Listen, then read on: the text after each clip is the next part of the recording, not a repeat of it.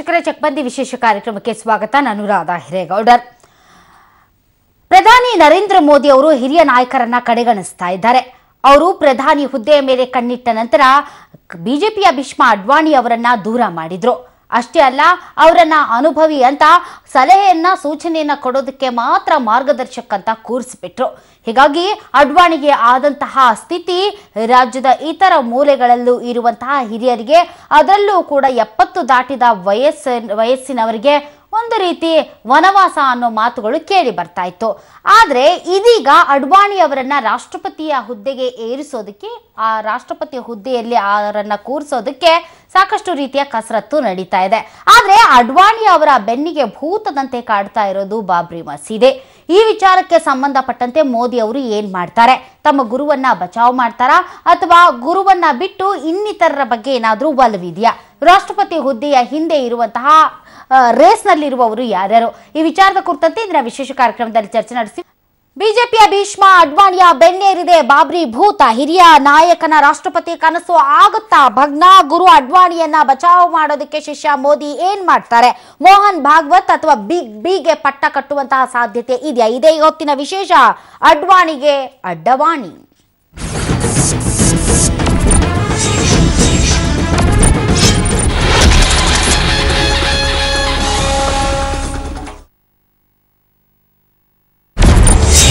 BJP Bhishma ಅಡ್ವಾಣಿಯ ಬೆನ್ನೇರಿದ Babri ಭೂತ. ಹಿರಿಯ ನಾಯಕನ ರಾಷ್ಟ್ರಪತಿ ಕನಸು ಆಯ್ತೆ ಭಗ್ನ. ಬಿಜೆಪಿಯ ಹಿರಿಯ ನಾಯಕ ಲಾಲಕೃಷ್ಣ ಅಡ್ವಾಣಿಯನ್ನ ಬಿಜೆಪಿಯಲ್ಲೇ ಮೂಲೆಗುಂಪು ಮಾಡಲಾಗಿದೆ ಅನ್ನೋದು 2014ರ ಲೋಕಸಭಾ ಚುನಾವಣೆಯಿಂದಲೂ ಕೇಳಿ ಬರ್ತಾ ಇರುವಂತಹ ಮಾತುಗಳು. ಮೋದಿ ಹಾಗೂ ಅಡ್ವಾಣಿ ನಡುವೆ ಮುನಿಸು ಕೂಡ ಏರ್ಪಟ್ಟಿತ್ತು. ಆದ್ರೀಗ ಎಲ್ಲವೂ ಸರಿಯಾಗಿ ಅಡ್ವಾಣಿ ಅವರನ್ನ ರಾಷ್ಟ್ರಪತಿ ಮಾಡಲಾಗುತ್ತದೆ ಅನ್ನೋ ಸುದ್ದಿ ಹರಿದಾಡ್ತಾ ಇರುವಾಗಲೇ ಬಾಬ್ರಿ ಭೂತ ಅಡ್ವಾಣಿ ರಾಷ್ಟ್ರಪತಿ ಕನಸನ್ನ ಭಗ್ನ ಮಾಡೋಕೆ ರೆಡಿಯಾಗಿದೆ. ರಾಷ್ಟ್ರಪತಿ ಹುದ್ದೆ ಕನಸಿನಲ್ಲಿದ್ದ ಬಿಜೆಪಿಯ ಹಿರಿಯ ಮುಖಂಡ LK ಅಡ್ವಾಣಿ ಅವರಿಗೆ ಬಾಬ್ರಿ ಮಸೀದಿ ಧ್ವಂಸ ಪ್ರಕರಣ ಅಡ್ಡಗಾಲಾಗಿದೆ. ಬಾಬ್ರಿ ಮಸೀದಿ ಪ್ರಕರಣದ ವಿಚಾರಣೆಯನ್ನ ಕಾಲಮಿತಿಯೊಳಗೆ ಪೂರ್ಣಗೊಳಿಸುವ ಇಂಗಿತ ವ್ಯಕ್ತಪಡಿಸಿರುವ ಸುಪ್ರೀಂ ಕೋರ್ಟ್ ಬಿಜೆಪಿ ನಾಯಕರಾದ ಅಡ್ವಾಣಿ, ಜೋಶಿ, ಉಮಾಭಾರತಿ ಸೇರಿದಂತೆ ಇತರೆ ಗಣ್ಯರ ವಿರುದ್ಧದ ಪಿತೂರಿ ಆರೋಪ ಕೈಬಿಟ್ಟ ಕೆಳ ನ್ಯಾಯಾಲಯದ ತೀರ್ಪನ್ನ ಪ್ರಶ್ನೆ ಮಾಡಿ ಸಿಬಿಐ ಸಲ್ಲಿಸಿದ್ದ ಮೇಲ್ಮನವಿ ಮೇಲಿನ ಆದೇಶವನ್ನ ಕಾಯ್ದಿರಿಸಿದೆ. ಮಸೀದಿ ಧ್ವಂಸ ಪ್ರಕರಣದ ಪಿತೂರಿ ಆರೋಪದಿಂದ ಅಡ್ವಾಣಿ ಮತ್ತಿತರೆ ಗಣ್ಯರನ್ನ ದೋಷಮುಕ್ತಗೊಳಿಸಿ ರಾಯ್ಬರೇಲಿ ಕೋರ್ಟ್ ನೀಡಿದ್ದ ತೀರ್ಪನ್ನ ಪ್ರಶ್ನೆ ಮಾಡಿ ಸಿಬಿಐ ಸಲ್ಲಿಸಿದ್ದ ಮೇಲ್ಮನವಿ ವಿಚಾರಣೆ ನಡೆಸಿದ ನ್ಯಾಯಪೀಠ ತನ್ನ ಆದೇಶವನ್ನ ಕಾಯ್ದಿರಿಸಿದೆ. ಗುರುವಾರ ಪ್ರಕರಣದ ದೈನಂದಿನ ವಿಚಾರಣೆಗೆ ಒಪ್ಪಿರುವ ಸುಪ್ರೀಂ ಕೋರ್ಟ್ ವಿಚಾರಣೆಯನ್ನ ಲಕ್ನೋ ನ್ಯಾಯಾಲಯಕ್ಕೆ ವರ್ಗಾಯಿಸುವ ಸುಳಿವನ್ನ ಕೂಡ ಕೊಟ್ಟಿದೆ. 17 ವರ್ಷಗಳಿಂದಲೂ ಕೂಡ ಈ ಪ್ರಕರಣಗಳು ಇತ್ಯರ್ಥವಾಗದೆ ಬಾಕಿ ಉಳಿದಿವೆ.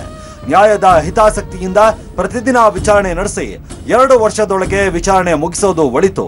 ಜೊತೆಗೆ ವಿವಿಐಪಿ ಆರೋಪಿಗಳ ಪ್ರಕರಣವನ್ನ ರಾಯ್ಬರೇಲಿಯಿಂದ ಲಕ್ನೋಗೆ ವರ್ಗಾಯಿಸೋದೆ ಅನ್ನುವಂತ ಕುರಿತು ಸದ್ಯದಲ್ಲಿಯೇ ಪ್ರಕಟಿಸಲಾಗುವುದು ಅಂತ ಕೋರ್ಟ್ ಹೇಳಿದೆ. ಗುರು ಅಡ್ವಾಣಿಯನ್ನ ಶಿಷ್ಯ ಮೋದಿ ಬಚಾವ್ ಮಾಡ್ತಾರ? ಮೋಹನ್ ಭಾಗವತ್ ಅಥವಾ ಬಿಗ್ ಬಿಗೆ ಬಿಗ್ ಪಟ್ಟ ಕಟ್ತಾರ?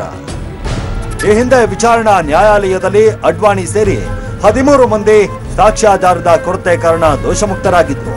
ಆದರೆ ಇತ್ತೀಚೆಗೆ ನ್ಯಾಯಾಲಯವು ಸಾಕ್ಷ್ಯ ಕೊರತೆ ಅನ್ನುವಂತ ಪದಕ್ಕೆ ಆಕ್ಷೇಪ ತೆಗೆದು ಪ್ರಕರಣದ ಮರು ವಿಚಾರಣೆಗೆ ಇಂಗಿತ ವ್ಯಕ್ತಪಡಿಸಿತ್ತು. ಸುಪ್ರೀಂ ಕೋರ್ಟ್ ಅಭಿಪ್ರಾಯ ವ್ಯಕ್ತಪಡಿಸಿದ ಬೆನ್ನಲ್ಲೇ ಅಡ್ವಾಣಿ, ನಾನು ರಾಷ್ಟ್ರಪತಿ ಹುದ್ದೆಯ ಆಕಾಂಕ್ಷಿಯಲ್ಲ, ನಾನು ರಾಷ್ಟ್ರಪತಿಯಾಗೋದು ಇಲ್ಲ ಅಂತ ಸ್ಪಷ್ಟನೆ ಕೂಡ ಕೊಟ್ಟಿದ್ದಾರೆ. ಹೀಗಾಗಿ ಮುಂದಿನ ರಾಷ್ಟ್ರಪತಿ ಯಾರು ಅನ್ನುವಂತ ಪ್ರಶ್ನೆ ಮತ್ತೆ ಉದ್ಭವಿಸಿದ್ದು ಸದ್ಯ ಮೋಹನ್ ಭಾಗವತ್, ಅಮಿತಾಬ್ ಬಚ್ಚನ್ ಹೆಸರು ಕೂಡ ಕೇಳಿ ಬರ್ತಾ ಇದೆ. ಇದೆಲ್ಲದರ ನಡುವೆ ಗುರುವನ್ನ ಪ್ರಧಾನಿ ನರೇಂದ್ರ ಮೋದಿ ಈ ಪ್ರಕರಣದಿಂದ ಬಚಾವ್ ಮಾಡಿದ್ರೆ ರಾಷ್ಟ್ರಪತಿ ಹುದ್ದೆ ಅಡ್ವಾಣಿ ಪಾಲಾದ್ರೂ ಆಶ್ಚರ್ಯ ಪಡಬೇಕಾಗಿಲ್ಲ. ರಾಜಕೀಯವೇ ಹಾಗೆ, ಅಧಿಕಾರ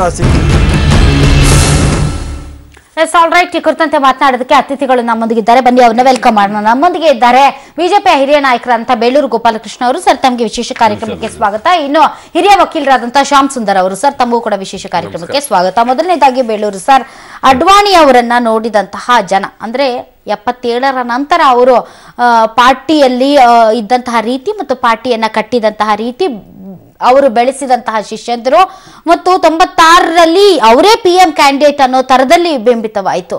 ಎಂದೂ ಕೂಡ ಅವರು ರಾಷ್ಟ್ರಪತಿ ಹುದ್ದೆಗೆ ಏರ್ತಾರೆ ಅಥವಾ ರಾಷ್ಟ್ರಪತಿಯ ಕ್ಯಾಂಡಿಡೇಟ್ ಅಥವಾ ಅವರು ಒಂಥರ ಈ ತರದ ಸ್ಥಾನವನ್ನ ಅಲಂಕರಿಸ್ತಾರೆ ಅಂತ ತಾವೆಂದಾದ್ರೂ ಭಾವಿಸಿದ್ರ?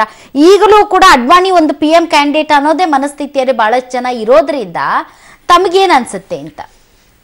ತಾವು ಹೇಳ್ದಂಗೆ ಯಾವುದೇ ಈ ತರ ಗೊಂದಲ ಇಲ್ಲ. ಅಲ್ಲಿ ರಾಷ್ಟ್ರಪತಿ ಆಗ್ತೀನಿ ಅಂತ ಎಲ್ಲೂ ಅವ್ರು ಬಾಯಿ ಬಿಟ್ಟು ಹೇಳಿಲ್ಲ. ಯಾವತ್ತು ಮೊನ್ನೆನೇ ಹೇಳಿದ್ದಾರೆ ಇದ್ದಾರೆ ರಾಷ್ಟ್ರಪತಿ. ಇದಕ್ಕೆ ಅಡ್ವಾಣಿ ಅವರು 2 ಮಾತು ತೆಗೆದಾಕುವಂತ ಪ್ರಶ್ನೆನೇ ಇಲ್ಲ.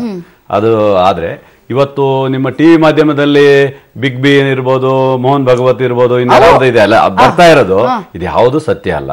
ಇದು ಯಾವುದು ಸತ್ಯ ಅಲ್ಲ. ಯಾವುದೇ ಚರ್ಚೆನೂ ಆಗ್ಲಿಲ್ಲ. ಯಾವುದೇ ಇನ್ನು ಚರ್ಚೆ ಆಗ್ಲಿಲ್ಲ. ಅದ್ರ ಬಗ್ಗೆ ಚರ್ಚೆ ಆಗ್ಲಿಲ್ಲ. ಬಟ್ ಬರ್ತಾ ಇದೆ ಈಗ ಎಲ್ಲ ಮಾಧ್ಯಮದಲ್ಲಿ ಇವ್ರ ಹೆಸರುಗಳೆಲ್ಲ ಬರ್ತಾ ಇದೆ.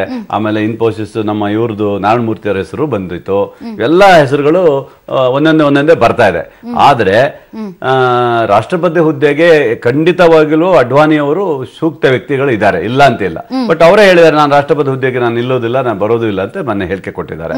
ಮತ್ತು ಸುಪ್ರೀಂ ಕೋರ್ಟ್ ಇದು ಮೊನ್ನೆ ಬಾಬರಿ ಮಸೀದಿ ಆಗಿರುವಂತ ಕೇಸು ವಜಾ ಆಗಿದ್ನ ಮತ್ತೆ ಈಗ ಅದು ಮತ್ತೆ ಓಪನ್ ಆಗಿ ಸಾಕ್ಷಿಗಳು ಇಲ್ಲ ಅಂತ ಹೇಳಿ ಮತ್ತೇನೋ ಇದು ಅದಕ್ಕೆ ಈಗ ಸಿಬಿಐಗೆ ಒಪ್ಪಿಸಿದ್ದಾರೆ. ಇದೇನು ಅರ್ಥನೂ ಆಗ್ತಾ ಇಲ್ಲ, ನನಗೂ ಅರ್ಥ ಆಗ್ತಾ ಇಲ್ಲ ಇದು. ಯಾಕಂದ್ರೆ ಲಾಯರ್ ಹೇಳ್ಬೇಕು ಅದ್ರ ಬಗ್ಗೆ ಏನಂತ ಅವ್ರಿಗೆ ಕೇಳ್ಬೇಕು. ಯಾಕಂದ್ರೆ ಈಗ ಯಾಕೆ ಆತರ ಬರ್ತದೆ, ಏನು ಇಷ್ಟು ವರ್ಷದ ನಾನು ಪೀಠಕ್ಕೆ ಹಾಕಿದೆ ಅಂತಂದ್ರೆ, ಯಾವಾಗ ಮೋದಿ ಅವರು ಗೋವಾದಲ್ಲಿ ಏನು ಸಭೆ ನಡೀತೋ ಆಗ ಅಡ್ವಾಣಿ ಅವರನ್ನ ಮೂಲೆ ಗುಂಪು ಮಾಡಲಾಗಿದೆ. ಅಡ್ವಾಣಿ ಅವರು ಬೇಸರ ಮಾಡ್ಕೊಂಡು ಎಲ್ಲಾ ಮೀಟಿಂಗ್ ಗಳಿಂದ ದೂರ ಹೋಗ್ತಾ ಇದ್ದಾರೆ. ಮೋದಿ ಅವರನ್ನ PM ಕ್ಯಾಂಡಿಡೇಟ್ ಅಂತ ಬಿಂಬಿಸಿದ ನಂತರ ಅಡ್ವಾಣಿ ಮತ್ತು ಮೋದಿ ಅವರ ನಡುವೆ ಒಂದು ರೀತಿ ಇರುಸು ಮುರುಸು ಉಂಟಾಗಿದೆ. ಹೀಗಾಗಿ ರಾಷ್ಟ್ರಪತಿ ಮಾಡಲಾಗುತ್ತೆ ಅವರನ್ನ ಅನ್ನೋ ಸುದ್ದಿ ತುಂಬಾನೇ ಜೋರಾಗಿ ಹರಡ್ತಾ ಇತ್ತು. ಸೊ ಇದ್ದಂತಹ ಸಂದರ್ಭದಲ್ಲಿ ಶ್ಯಾಮ್ ಸರ್, ಅಡ್ವಾಣಿ ಸೇರಿದಂತೆ ಇತರರನ್ನ ದೋಷ ಮುಕ್ತಗೊಳಿಸಿ ರಾಯಬರೇಲಿ ಕೋರ್ಟ್ ಏನು ತೀರ್ಪನ್ನ ನೀಡಿತ್ತು ಅದನ್ನ ಪ್ರಶ್ನಿಸಿ CBI ಸಲ್ಲಿಸಿದಂತಹ ಮೇಲ್ಮನವಿ ವಿಚಾರಣೆ ನಡೆಸಿದ ನ್ಯಾಯಪೀಠ ತನ್ನ ಆದೇಶವನ್ನ ಕಾಯ್ದಿರಿಸಿದೆ. ಸೊ ಇದರ ಅರ್ಥ ಏನು? ಆದೇಶವನ್ನ ಕಾಯ್ದಿರಿಸಿದೆ. ಆದೇಶವನ್ನ ತನ್ನ ನಿಲುವೇನು ಅಂತಕ್ಕಂಥದ್ದನ್ನ ಬಹಳ ಆಂಪಲ್ ಆಗಿ ಮಾನ್ಯ ಸರ್ವೋಚ್ಚ ನ್ಯಾಯಾಲಯ ಅವತ್ತೇ ವ್ಯಕ್ತನೂ ಪಡಿಸಿದೆ ಅಂತ ಹೇಳ್ಬೋದು. ಯಾಕೆಂದ್ರೆ ನಾವು ಲಾಯರ್ಸ್ ಕೋರ್ಟ್ ನಲ್ಲಿದ್ದಾಗ ಫಾರ್ ದ ಎಕ್ಸ್ಟರ್ನಲ್ ಒಂದು ಜಡ್ಜ್ಮೆಂಟ್ ರಿಸರ್ವ್ ಆದಾಗ ಜಡ್ಜ್ಮೆಂಟ್ ಏನ್ ಬರುತ್ತೋ ನೋಡೋಣ ಅಂತ ಅನ್ಸುತ್ತೆ. ಮತ್ತೆ ಮಾನ್ಯ ನ್ಯಾಯಾಲಯದ ಅಂಗಳದಲ್ಲಿ ನಡೀತಕ್ಕಂಥ ವಿಚಾರಗಳು ಹಿಡಿದು ಒಂದು ಫೇರ್ ಒಂದು ಫೇರ್ ಹೈಪಾಥೆಟಿಕಲ್ ಆಗಿ ಒಂದು ಫೇರ್ ಇದಿರುತ್ತೆ, ಒಂದು ಎಕ್ಸ್ಪೆಕ್ಟೇಷನ್ ಇದೆ, ಸುಳಿವಿರುತ್ತೆ ಇದೇ ತರ ಬರ್ಬೋದು ಜಡ್ಜ್ಮೆಂಟ್ ಅಂತ. ಬಟ್ ಅದು ಹಲವಾರು ಸಂದರ್ಭಗಳಲ್ಲಿ ಸುಳ್ಳಾದ್ರೂ ಆಗ್ಬೋದು. ಯಾಕೆಂದ್ರೆ ಎನಿ ಕೋರ್ಟ್ ತನ್ನ ಎಲ್ಲಾ ವಿಷಯಗಳನ್ನ ಕೂಲಂಕಷವಾಗಿ ಇದು ಬಹಳ ಎಕ್ಸಾಮಿನ್ ಮಾಡಾದ್ಮೇಲೆ ಜಡ್ಜ್ಮೆಂಟ್ ಮಾಡ್ತಕ್ಕಂಥ ಪ್ರೊಸೆಸ್ ಬರ್ತಕ್ಕಂಥದ್ದು. ಆದ ಕಾರಣ ಮಾನ್ಯ ನ್ಯಾಯಾಲಯದ ಪ್ರಾಂಗಣದಲ್ಲಿ ಏನೇನ್ ನಡೆಯಿತ್ತೋ ಅದೇ ಜಡ್ಜ್ಮೆಂಟ್ ಆಗ್ಬೇಕು ಅಂತ ಏನಿಲ್ಲ. ಆದ್ರೆ ಮಾನ್ಯ ನ್ಯಾಯಾಲಯ ಇಂಗಿತಪಡಿಸಿರ್ತಕ್ಕಂಥ ಕೆಲವು ವಿಷಯಗಳನ್ನ ನೋಡಿದಾಗ what could be the probable judgement ಅಂತಕ್ಕಂಥದ್ದು ಗೊತ್ತು. ಯಾಕಂದ್ರೆ ಮಾನ್ಯ ನ್ಯಾಯಪೀಠ ಜಸ್ಟಿಸ್ ರೋಹಿಂಟನ್ ನಾರಿಮನ್ ಮತ್ತೆ ಜಸ್ಟಿಸ್ ಘೋಷ್ ರವರ ನ್ಯಾಯಪೀಠ ಇನ್ ಬಹಳ ಕ್ಲಿಯರ್ ಆಗಿ ಹೇಳಿದೆ, we want to do complete justice under article 142 ಅಂತ. ಅಂದ್ರೆ ಆರ್ಟಿಕಲ್ ಸಂವಿಧಾನದ ಅನುಚ್ಛೇದ 142 ಪ್ರಕಾರ ಈ ಸರ್ವೋಚ್ಚ ನ್ಯಾಯಾಲಯಕ್ಕೆ ಸಂಪೂರ್ಣವಾದಂತ ನ್ಯಾಯವನ್ನ ಕೊಡ್ತಕ್ಕಂತ ಒಂದು ಪವರ್ಸ್ ಅನ್ನ ಈ ಸಂವಿಧಾನ ಕೊಟ್ಟಿದೆ. ಅಂದ್ರೆ ಕಾನೂನಿಗೆ ಮಿಂಚಿ ಆ ಒಂದು ಪವರ್ ಮಾನ್ಯ ಸರ್ವೋಚ್ಚ ನ್ಯಾಯಾಲಯಕ್ಕಿದೆ. 2 ಆಯಾಮಗಳಲ್ಲಿ ಈ ವಿಚಾರವನ್ನ ನಾನು ನೋಡ್ಲಿಕ್ಕೆ ಇಷ್ಟಪಡ್ತೀನಿ. ಒಂದೇನಪ್ಪಾ ಅಂದ್ರೆ 1992ನೇ ಇಸ್ವಿಯ ಡಿಸೆಂಬರ್ 6ನೇ ತಾರೀಕನ್ನ ನಾವು ನೆನಪಿಸ್ಕೊಂಡಾಗ ಅವತ್ತು ಬಿಜೆಪಿಯ ಮಂಚೂಣಿಯಲ್ಲಿದ್ದಂಥವ್ರು ಯಾರು, LK ಅಡ್ವಾಣಿ ಅವರಾಗ್ಬೋದು, ಉಮಾ ಭಾರತಿ ಅವರಾಗ್ಬೋದು, ಮುರಳಿ ಮನೋಹರ್ ಜೋಶಿಯವರಾಗ್ಬೋದು, ಬಿಜೆಪಿಯ ಮಂಚೂಣಿಯಲ್ಲಿದ್ದಂಥ ಎಲ್ಲ ಅಗ್ರ ನಾಯಕರ ಪಟ್ಟಿಯನ್ನು ನೀವು ತೆಗೆದ್ರೆ ಎಲ್ರ ಮುಂದೆ ಬಿಜೆಪಿಯನ್ನ ರಾಷ್ಟ್ರ ಮಟ್ಟದಲ್ಲಿ ಬಿಜೆಪಿಯನ್ನ ಮುಂದಕ್ಕೆ ತಳ್ಳಕ್ಕಿದ್ದಂತಹ ಏಕೈಕವಾದಂತಹ ಇಶ್ಯೂ ಅದು ಏನು, ಅಯೋಧ್ಯೆ ರಾಮ ಜನ್ಮಭೂಮಿ ಬಾಬರಿ ಮಸೀದಿ ತಗಾದೆ. ಅಲ್ಲಿ ಅವತ್ತಿನ ದಿವಸ ದುರದೃಷ್ಟಕರವಾದಂತಹ ಸಂಗತಿ, ಮಸೀದಿಯನ್ನ ಕೆಡವು ಹಾಕಲಾಯಿತು. ಸುಮಾರು 1 ಲಕ್ಷಕ್ಕೂ ಹೆಚ್ಚು ಕರಸೇವಕರು ಭಾಗವಹಿಸಿದ್ರು. ಇವತ್ತು ಮೊನ್ನೆ ಆರ್ಗ್ಯುಮೆಂಟ್ಸ್ ಸಹ ಕೆ ವೇಣುಗೋಪಾಲನ್ ಅವರು ಅಡ್ವಾಣಿ ಅವ್ರಿಗೆ ಅಪಿಯರ್ ಆದಾಗ ಇದನ್ನೇ ಹೇಳಿದ್ದು. ಈ ರಾಯ್ಬರೇಲಿಯ ನ್ಯಾಯಾಲಯ ಅದ್ವಾನಿ ಅವ್ರನ್ನ ಇನ್ನಷ್ಟು ಫ್ರಂಟ್ ಲೈನ್ ಲೀಡರ್ಸ್ನ ಕ್ರಿಮಿನಲ್ ಕಾನ್ಸ್ಪಿರಸಿ, ಅಪರಾಧಿಕ ಒಳಸಂಚು ಅಂತ ಏನಿದೆ ಅಂದ್ರೆ, ಇವರೆಲ್ಲರೂ ಒಳಸಂಚು ಮಾಡಿ ಆ ಕರಸೇವಕರ ಜೊತೆ ಒಳಸಂಚು ಮಾಡಿದ್ರ ಪರಿಣಾಮವಾಗಿ ಕರಸೇವಕರು ಅವತ್ತೋಗಿ ಆ ಒಂದು ದುಷ್ಕೃತ್ಯದಲ್ಲಿ ಆಯ್ತು, ಮಸೀದಿಯನ್ನು ಕೆಡವು ಹಾಕಲಾಯ್ತು ಅಂತ. ಆದ್ರೆ ಮಾನ್ಯ ನ್ಯಾಯಾಲಯ ಅಲ್ಲ, ರಾಯ್ಬರೇಲಿಯ ಸೆಷನ್ಸ್ ಕೋರ್ಟ್ ಇಲ್ಲ, there is lack of evidence, ಮತ್ತೆ ಟೆಕ್ನಿಕಲ್ ರೀಸನ್ಸ್ ಬಹಳಷ್ಟಿದಾವೆ. ಹಾಗಾಗಿ ಈ ಕ್ರಿಮಿನಲ್ ಕಾನ್ಸ್ಪಿರಸಿ ಥಿಯರಿ, ಇವರು ಒಳಸಂಚಿನಲ್ಲಿ ಭಾಗಿಯಾಗಿದ್ದಾರೆ ಅಂತಕ್ಕಂಥದ್ದನ್ನ ಈ ಕೋರ್ಟ್ ಡ್ರಾಪ್ ಮಾಡ್ತಾ ಇದೆ. ಕಾನ್ಸ್ಪಿರಸಿ ಚಾರ್ಜಸ್ ಅವ್ರ ವಿರುದ್ಧ ಇಲ್ಲ ಅಂತ ಹೇಳಿ ಡ್ರಾಪ್ ಮಾಡ್ತು. ಅದನ್ನ ರಿವಿಷನ್ ಪಿಟಿಷನ್ ನಲ್ಲಿ ಅಲಹಾಬಾದ್ ಹೈಕೋರ್ಟ್ ಮುಂದೆ ತಗೊಂಡಿದ್ರು. Allahabad high court also refuse to comment upon that. Thereafter ಮಾನ್ಯ ಅಲಹಾಬಾದ್ ನ್ಯಾಯಾಲಯ ಕೆಲವು ಸಿಬಿಐ ಕೇಂದ್ರ ಸರ್ಕಾರದ ನೋಟಿಫಿಕೇಶನ್ಸ್ ಏನಿತ್ತು, ಈ 2 ಕೇಸುಗಳು 2 FIRs ರಿಜಿಸ್ಟರ್ ಆಗಿತ್ತು ಡಿಸೆಂಬರ್ 6, 1992. 2 FIRಗಳನ್ನ ಒಂದೇ ಕೋರ್ಟ್ ನಲ್ಲಿ ಒಂದೇ ಚಾರ್ಜ್ ಶೀಟ್ ಸಲ್ಲಿಸಿರೋದು, ಇವುಗಳೆಲ್ಲ ಬಹಳಷ್ಟು ಉಳುಕುಡುಕಿ, ಇವುಗಳು ಕ್ಯೂರಬಲ್ ಡಿಫೆಕ್ಟ್ಸ್ ಇದಾವೆ, ಇದನ್ನ ಕ್ಯೂರ್ ಮಾಡ್ಕೊಳ್ಳಿ ಸರ್ಕಾರದವರು ಅಂತ ಹೇಳಿ ಸರ್ಕಾರಕ್ಕೆ ಆದೇಶಿಸಿದ್ರು ಸಹ ಆ ಹಿಂದಿನ ಸರ್ಕಾರಗಳು, ಅಲಹಾಬಾದ್ನಲ್ಲಿ ಉತ್ತರ ಪ್ರದೇಶದ ಸರ್ಕಾರಗಳು ಏನಂತ ಒಂದು ಇವುಗಳನ್ನ ಮಾಡಿರ್ಲಿಲ್ಲ, ನ್ಯಾಯಾಧೀಶರ ಆಜ್ಞೆಯನ್ನು ಪಾಲಿಸ್ತಕ್ಕಂಥ ಕೆಲಸಗಳನ್ನು ಮಾಡಿರ್ಲಿಲ್ಲ. ಇವತ್ತಿನ ದಿವಸದ ಆಯಾಮ, ನಾನು ಪಾಯಿಂಟ್ಗೆ ಈಗ ಬರ್ತೀನಿ. ಅಫ್ಕೋರ್ಸ್ ಇವರನ್ನ ಅಪರಾಧಿಕ ಒಳಸಂಚಿನ ಕ್ರಿಮಿನಲ್ ಕಾನ್ಸ್ಪಿರಸಿಯ ಚಾರ್ಜಸ್ ಇವರ ವಿರುದ್ಧ ಕೈಬಿಟ್ಟು ಮಾನ್ಯ ನ್ಯಾಯಾಲಯ ಆದೇಶ ಮಾಡಿದ್ದು, ಅದನ್ನ ರಿವಿಷನ್ ಪಿಟಿಷನ್ ನಲ್ಲಿ ಅಲಹಾಬಾದ್ ಉಚ್ಚ ನ್ಯಾಯಾಲಯ ಎತ್ತಿ ಹಿಡಿದದ್ದು ದೋಷಪೂರಿತವಾಗಿರ್ಬೋದು. ಆದರೆ ಅದನ್ನು ಇವತ್ತಿನ ದಿವಸ ಸುಪ್ರೀಂ ಕೋರ್ಟ್ ಮುಂದೆ ಬಂದು ಬಹಳ ದೊಡ್ಡದಾಗಿ ವಾದ ಮಾಡ್ತಾ ಇರ್ತಕ್ಕಂಥದ್ದು ಯಾರು? ನನ್ other than CBI. Kapil Sibal ರವರು ಒಂದು ಸಂಘಟನೆಯನ್ನ ಪ್ರತಿನಿಧಿಸ್ತಾ ಅಫ್ಕೋರ್ಸ್ ಇದು ತಪ್ಪು ಅಂತ ಹೇಳ್ತಕ್ಕಂಥದ್ದು ಅದು ಅವರ ಜನ್ಮಸಿದ್ಧ ಹಕ್ಕು. ಆದರೆ CBI ಕೇಂದ್ರೀಯ ತನಿಖಾ ಸಂಸ್ಥೆ ಆಲ್ವೇಸ್ ಏನ್ ಲೇಬಲ್ ಹೊತ್ಕೊಂಡಿದೆ, it is a mouthpiece of the, it is a puppet of the central government. Whatever it may be, but ನಾನು ಲೀಗಲ್ ಆಸ್ಪೆಕ್ಟ್ಸ್ ವೆರಿ ವೆರಿ ಮೂಲಭೂತವಾದಂತ ಪ್ರಶ್ನೆ ಕೇಳಿದ್ರಿ. ಮೋದಿರವರು ಅದ್ವಾನಿರವರಿಗೆ ಪಿತಾಮಹನನ್ನ ರಕ್ಷಿಸ್ತಾರ ಅಂತಕ್ಕಂಥ ಪ್ರಶ್ನೆಯನ್ನ ರಾಧಾ ಹಿರೇಗೌಡರ್ ತಾವು ಹೇಳಿದ್ರಿ. ಅದಕ್ಕೆ ನನ್ನ ಆನ್ಸರ್ ಇದು, ಮೋದಿರವರು ರಕ್ಷಣೆ ಮಾಡಬೇಕಾಗಿದ್ದಂತಹ ಕಾಲಘಟ್ಟ ಮಿಂಚೋಗಿದೆ. ಮೋದಿರವರು ಏನೇ ರಕ್ಷಣೆ ಮಾಡಬೇಕಾಗಿದ್ರು ಸಹ ಅವ್ರು CBIಗೆ ಒಂದು ಮಾತು ಹೇಳ್ಬೋದಾಗಿತ್ತು, ಸಲ್ಲಿಸಬೇಡಿ ಅಂತ. ಅದಾಗಿಲ್ಲ. ಕೋರ್ಟ್ ಹ್ಯಾಸ್ ಆಲ್ರೆಡಿ ಎಕ್ಸ್ಪ್ರೆಸ್ ಅದರ ಅರ್ಥ ಏನ್ sir? It has gone out of the hands of central government. Gone out or ತಮ್ಮ ಕೈಯಲ್ಲಿ ಇಟ್ಕೊಳ್ಳೋಕೆ ಇಷ್ಟ ಇಲ್ವಾ? It has gone out of the hands of the central government. Central government ಕೈ ತೊಳ್ಕೊಂಡಿದೆ ಅಂತ ಹೇಳ್ಬೋದು. ನಾನು ಮೋದಿರವರು ಅಂತ ಹೇಳ್ತಾ ಇಲ್ಲ. Central government has washed off its hands. Now it is in the this thing platform of the court. ಕೈ ತೊಳ್ಕೊಂಡ್ಬಿಟ್ಟಿದೆ ಅಂದ್ರೆ ನಮ್ಗೆ ಹೆಂಗ ಅರ್ಥ ಆಗುತ್ತೆ? ಇನ್ನೇನು ಮಾಡಕ್ಕಾಗಲ್ವಲ್ಲ. Now central government cannot call the CBI back and say now you soft. ನನ್ನ ಮನಸ್ಸಲ್ಲಿ ಅದಿರ್ಲಿಲ್ಲ, ನೀವೇ ನನ್ನ ಮನಸ್ಸಲ್ಲಿ ಅದನ್ನ ಈಗ ತುರುಕಿದೀರಾ. ಏನು ಅಂತಂದ್ರೆ CBI ಅನ್ನೋದು ಒಂದು ಕೇಂದ್ರದ ತಾಳಕ್ಕೆ ತಕ್ಕಂತೆ ಕೇಂದ್ರದ ಕೈ ಕೆಳಗಿರ್ತಕ್ಕಂಥ ಸಂಸ್ಥೆ. ಇಂಡಿಪೆಂಡೆಂಟ್ ಆಗಿ ಯಾವ CBI ಯಾವತ್ತು ಕೇಂದ್ರಕ್ಕೆ ವಿರುದ್ಧವಾಗಿ ಏನು ಮಾಡಿರ್ತಕ್ಕಂಥದ್ದು ನಾವು ಚರಿತ್ರೆಯಲ್ಲಿ ನೋಡೋದು ಇಲ್ಲ, ಸಿಗೋದು ಇಲ್ಲ. ಓಕೆ, ಇಂತಹ ಸಂದರ್ಭದಲ್ಲಿ ತನ್ನ ಗುರು ಮತ್ತು ಬಿಜೆಪಿಯ ಈ ಒಂದು ಎಲ್ಲ ಶಿಷ್ಯಂದ್ರಿಗೂ ಪಿತಾಮಹನಂತಿರುವಂತಹ ಅಡ್ವಾಣಿ ಅವರ ವಿಚಾರದಲ್ಲಿ CBIಗೆ ಹೇಳಿ ಒಂದ್ ಸ್ವಲ್ಪ ಸ್ಲೋ ಡೌನ್ ಮಾಡಿಸಬಹುದಾಗಿತ್ತು. ಅಂದ್ರೆ ಅರ್ಥ ಅವ್ರ ಕೈ ಮೀರಿ ಹೋಗಿದ್ಯಾ, ಅಲ್ಲ ಕೈ ಮೀರಿ ಹೋಗಿದ್ಯಾ ಅಥವಾ ಅವ್ರು ಹಿಡ್ಕೊಂಡಿಲ್ವಾ ಅಂತ ಇಲ್ಲ. ಅಲ್ಲ, ಈಗ ಏನಾಗಿದೆ, ನಾಳೆ ಇವ್ರನ್ನು ಸಹ ಇವ್ರ ಮೇಲೆ ಚಾರ್ಜಸ್ ಡ್ರಾಪ್ ಮಾಡಿದ್ ಸರಿ ಇಲ್ಲ ಅಂತ ಹೇಳಿ ಇವ್ರನ್ನು ಸಹ ಟ್ರಯಲ್ ನುಗ್ಗಿದ್ರೆ ಒಬ್ಬ ಪ್ರೆಸಿಡೆನ್ಶಿಯಲ್ ಕ್ಯಾಂಡಿಡೇಟ್ಗೆ ಒಂದು ಆರ್ಗ್ಯುಮೆಂಟ್ ಮಾಡಬಹುದು, ಏನ್ರಿ it's only accusation. But never ever Pratibha Patil ರವರು ಪ್ರೆಸಿಡೆಂಟ್ ಆಗಿದ್ದಾಗ ಯಾವುದೋ ಒಂದು ಸೊಸೈಟಿ ನಲ್ಲಿ ಅವ್ರು ಇದ್ದಾಗ ಒಂದು ಮೆಂಬರ್ ಆಗಿದ್ದಾಗ ಏನೋ ಒಂದು ಮಾಡಿದ್ರು ಅಂತ ಅದೇ ದೊಡ್ಡ ಕೊಟ್ಟಿಲ್ಲ. ಬೇಕು ಅಂತ ಕೈ ಚೆಲ್ಲಿದ್ರ ಅಥವಾ ಅವರು ಹಿಡ್ಕೊಳ್ಳಕ್ಕಿಂತ ಮುಂಚೆನೆ ಅವ್ರ ಕೈ ಮೀರಿ ಹೋಗಿತ್ತ? ಬೇಲೂರು ಸಾಹೇಬ್ರು ಏನ್ ಹೇಳಿದ್ರು ಅಂದ್ರೆ ಒಂದು ವಿಚಾರ ಹೇಳಿದ್ರು.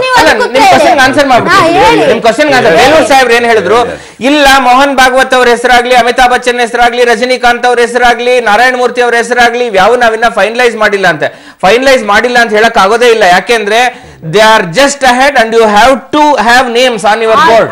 ಹಾಗಾಗಿ LK ಅಡ್ವಾಣಿ ರವರ ಹೆಸರನ್ನ LK ಅಡ್ವಾಣಿ ಅವ್ರನ್ನ ಪ್ರೆಸಿಡೆಂಟ್ ಮಾಡಬೇಕು ಅಂತ ಕೇಂದ್ರ ಸರ್ಕಾರಕ್ಕೆ ಅನ್ನಿಸಿದ್ದಿದ್ರೆ ಕೇಂದ್ರ ಸರ್ಕಾರ ಅದ್ರ ಬಗ್ಗೆ ದಿಟ್ಟವಾದಂತ ಇದನ್ನ ಹೊಂದಿ ಇಲ್ಲ LK ಅಡ್ವಾಣಿ ಅವ್ರನ್ನೇ ನಾವು ಪ್ರೆಸಿಡೆಂಟ್ ಮಾಡ್ತೀವಿ ಅಂತ ಹೊರಟಿದ್ರೆ it would have been a 1 minute job for the central government to say CBI keep quiet. All right, okay. ಈ ಕಾರ್ಯಕ್ರಮದಲ್ಲಿ ಭಾಗವಹಿಸಿದ್ದಕ್ಕೆ ಇನ್ನೊಬ್ಬ ಅತಿಥಿ ಕೂಡ ನಮ್ಮೊಂದಿಗೆ ಜಾಯಿನ್ ಆಗಿದ್ದಾರೆ, ಕಾಂಗ್ರೆಸ್ ಕಾನೂನು ಘಟಕದ ಅಧ್ಯಕ್ಷರಾದಂತ CM ಧನಂಜಯ್ ಅವರು. ಸರ್, ತಮಗೆ ವಿಶೇಷ ಕಾರ್ಯಕ್ರಮಕ್ಕೆ ಸ್ವಾಗತ. ಎಸ್ ಧನಂಜಯ್ ಸರ್, ಅಡ್ವಾಣಿ ಅವರ ಹೆಸರು ರಾಷ್ಟ್ರಪತಿ ಹುದ್ದೆಗೆ ಪ್ರಮುಖವಾಗಿ ಕೇಳಿ ಬರ್ತಾ ಇದೆ. ತದನಂತರ ಮೋಹನ್ ಭಾಗವತ್ ಅವರ ಹೆಸರು ಅನ್ನುವಂಥದ್ದು. ಆದ್ರೆ ಅಡ್ವಾಣಿ ಅವರು ಸ್ವತಃ ತಾವೇ ಕ್ಲಾರಿಫೈ ಮಾಡಿದ್ದಾರೆ, ನಾನು ಆ ರೇಸ್ ನಲ್ಲಿ ಇಲ್ಲ, ಐ ಆಮ್ ಸಾರಿ ಅಂತ. ಇವನ್ ಮೋಹನ್ ಭಾಗವತ್ ಅವರು ಕೂಡ ಇಲ್ಲ, ನಾನು ಆ ರೇಸ್ ನಲ್ಲಿ ಇಲ್ಲ ಅಂತ ಅದನ್ನ ಕ್ಲಾರಿಫೈ ಮಾಡಿದ್ದಾರೆ. ಅದನ್ನ ನಾವು ಪಕ್ಕಕ್ಕಿಟ್ಟು ಈ ಬಾಬ್ರಿ ಮಸೀದಿ ವಿಚಾರದಲ್ಲಿ ಏನು ಕೇಸು ಮತ್ತು ಅದಕ್ಕೆ ಹೊಂದಿಕೊಂಡಂತೆ ಅಡ್ವಾಣಿ ಅವರ ಹೆಸರು ಪ್ರಬಲವಾಗಿ ಕೇಳಿ ಬರ್ತಾ ಇದೆ ಪಾರ್ಟಿಯ ಇತರ ಸದಸ್ಯರುಗಳ ಬಾಯಲ್ಲಿ. ತಮ್ಗೇನ್ ಅನ್ಸುತ್ತೆ, ಅವ್ರು ಎಲಿಜಿಬಲ್ ಅಂತ ಅನ್ಸುತ್ತೆ? ಫಸ್ಟ್ ನಾನು ಏನ್ ಹೇಳಕ್ ಹೇಳ್ತೀನಿ, justice delayed but not denied. Delay justice denied delay ಆದ್ರೂ ಬಟ್ ನಾಟ್ ಡಿನೈಡ್. 17 ವರ್ಷ ಆದ್ರೂ long arms of law at least it reach ಆಗಿದೆ ಈಗ. ಇದು ಓಲ್ ಫ್ಯಾಕ್ಟ್ಸ್. ಇವಾಗ ನೀವು ವಿಚಾರ ಎತ್ತಿರೋದು individual. First we have to discuss about the case. ಇದು ಹೆಂಗೆ ಕೇಸ್ನ ಇಷ್ಟು ವರ್ಷ ಮುಚ್ಚಿತ್ತು, ಏನಾಯ್ತು ಅಂತ. It's the case was in 1992. ಇದ್ದಿದ್ದು ವಿಷಯನ ಒಂದು ಸ್ಮಾಲ್ ಟೆಕ್ನಿಕಲ್ ಗ್ರೌಂಡ್ ಒಳಗೆ ಹೈಕೋರ್ಟ್, ಅಲಹಾಬಾದ್ ಹೈಕೋರ್ಟ್ ಅದನ್ನು ಡಿಸ್ಚಾರ್ಜ್ ಮಾಡೋದು. ಅದ್ರ ಮೇಲೆ ಅಪೀಲೂ ಯಾರು ಹೋಗಿದ್ದಿಲ್ಲ. Supreme court went against that appeal in 2011. That appeal was upheld that there was a conspiracy in respect to the Barbary demolition masjid anta idayitu. The order was passed today that the trial has to be held in the Lucknow or Lucknow library. ಒಂದು case ಅಲ್ಲಾಗಿತ್ತು, ಅದನ್ನು oppose ಮಾಡಿದ್ರು. Hour senior council Venugopal ಅವರು ಅದನ್ನು oppose ಮಾಡಿದ್ರು. ಅಲ್ಲಿ ಇದಾಗೋದು ಬೇಡ, ಬೇಡ, ಲಕ್ನೋ ಒಳಗೆ ಇರಲಿ ಅಂತ ಅದು ಇದು ಮಾಡಿದ್ರು. But ultimately the case was ordered for the trial. Now the question comes, see, ಇದು ಅಂತರಿಕ ಇದರದ್ದು BJP ಅಂತರಿಕ ವಿಚಾರ, whom they have to select as a president ಅನ್ನೋದು ಅವ್ರ ಅಂತರಿಕ ವಿಚಾರ. ಅಡ್ವಾಣಿ ಅವರ ವಿಚಾರದಲ್ಲಿ ಆಕ್ಷೇಪ ಬರ್ತಾ ಇದ್ದೀನಿ. ಇಟ್ಸ್ ಅವರು ಇದು ಅಂತರಿಕ ವಿಚಾರ. We don't like to interfere. But point 2 ಅದೇನಂತ ಹೇಳಿದ್ರೆ, ದೇರ್ ಇಸ್ ಎ ಪಾಸಿಬಿಲಿಟಿ, ನಾವೇನು ಹೇಳ್ತೇವೆ ರೋಗಿ ಬಯಸಿದ್ದು ಹಾಲುವನ್ನ ಆ ತರ ಆಗಿರ್ಬೋದು. ಸೆಂಟ್ರಲ್ ಗವರ್ಮೆಂಟ್ ಅವ್ರಿಗೂ ಇಷ್ಟ ಇದಿಲ್ವೇನೋ ಇವ್ರಿಗೆ ಇದು ಮಾಡೋದು, ಇದನ್ನ ಅಡ್ವಾಂಟೇಜ್ ತಗೊಂಡಿರ್ಬೋದು ಅಂತ ನಾನು ಹೇಳ್ತೀನಿ. ಬಟ್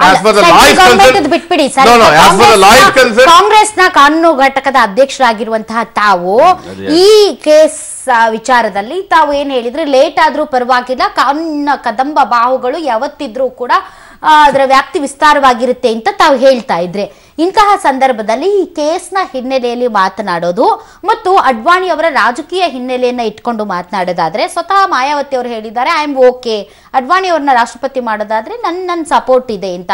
ಇವನ್ ಹಲವಾರು DMK ನಾಯಕರು ಕೂಡ ಓಕೆ, ಅಡ್ವಾಣಿ ಅವರು ಮಾಡೋದ್ರಲ್ಲಿ ನಮ್ದೇನು ಆಕ್ಷೇಪ ಇಲ್ಲ ಅಂತ ಹೇಳ್ತಿರೋದ್ರಿಂದ, ಕಾಂಗ್ರೆಸ್ ಘಟಕದ ಅಧ್ಯಕ್ಷರಾಗಿರುವಂತಹ ತಾವು ಈ ಕೇಸನ್ನ ಬದಿಗೊತ್ತಿ ಅಡ್ವಾಣಿ ಅವರನ್ನ ಓಕೆ ಪರವಾಗಿಲ್ಲ ಅವ್ರನ್ನ ಮಾಡಬಹುದು ಅಂತ ಹೇಳ್ತೀರಾ, ಅಥವಾ ಈ ಕೇಸ್ನ ಹಿನ್ನೆಲೆಯಲ್ಲಿ ಬೇಡ ತಡಿಬೇಕು ಅನ್ನೋದು ತಮ್ಮ ಒಂದ್ ವೇಳೆ ಮಾಡ್ಬೇಕು ಅಂತ ಅದೇ ಹೇಳ್ತಾ ಇರೋದು? ಅದು ಅವ್ರ ಆಂತರಿಕ ವಿಚಾರ, ಪಾರ್ಟಿ ಅವ್ರ ಆಂತರಿಕ ವಿಚಾರ.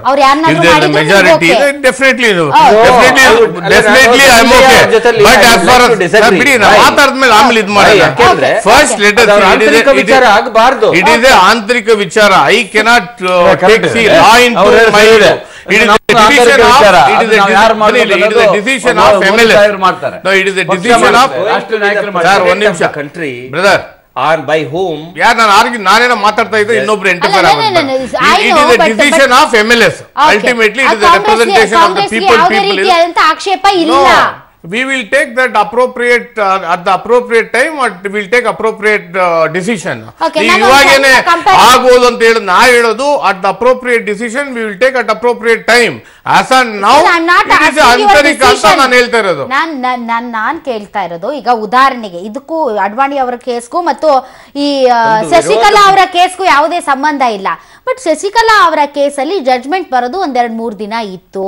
ಹೀಗಾಗಿ ಅವ್ರಿಗೆ ಸ್ವೇರಿಂಗ್ಗೆ ಅವಕಾಶ ಮಾಡಿಕೊಡ್ಬೇಕಾ ಬೇಡವಾ ಅನ್ನೋ ವಿಚಾರದಲ್ಲಿ ರಾಜ್ಯಪಾಲರು ಒಂದಿಷ್ಟು ದಿನ ಟೈಮ್ ಅನ್ನ ತೆಗೆದುಕೊಂಡ್ರು.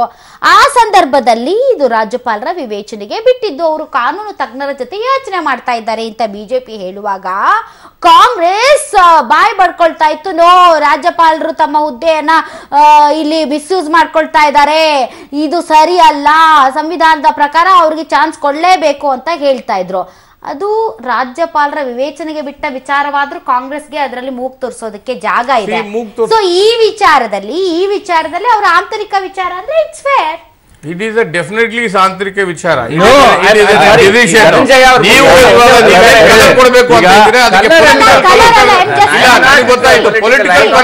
ನಮ್ಗೆ ಪೊಲಿಟಿಕಲ್ ಕಲರ್ ಕೊಡಕ್ಕೆ ಇಷ್ಟ ಇಲ್ಲ. We don't like to give a political color. Let me be very clear. ಇಷ್ಟ ಇದ್ರೆ ಕೊಡಿ, ಕಷ್ಟ ಇದ್ರೆ ಬೇಡ. ಕಲರ್ ಬಗ್ಗೆ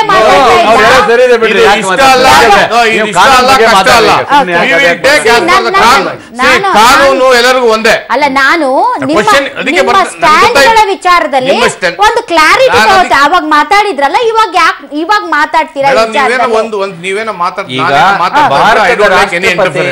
ನನ್ ಕೇಳಿಲ್ಲ, ಅದು ಅವ್ರು ಕೇಳಿ, ಯಾರನ್ನ ಒಬ್ಬರನ್ನ ಮಾತಾಡಕ್ಕೆ ಅಲೋ ಮಾಡಿ. ನೀವ್ ಹೇಳಿದ್ ನನ್ಗೆ ಅಂಡರ್ಸ್ಟ್ಯಾಂಡ್ ಆಯ್ತು. ಇದು ಡಿಬೇಟ್ ಸರ್, ಇದು ಡಿಬೇಟ್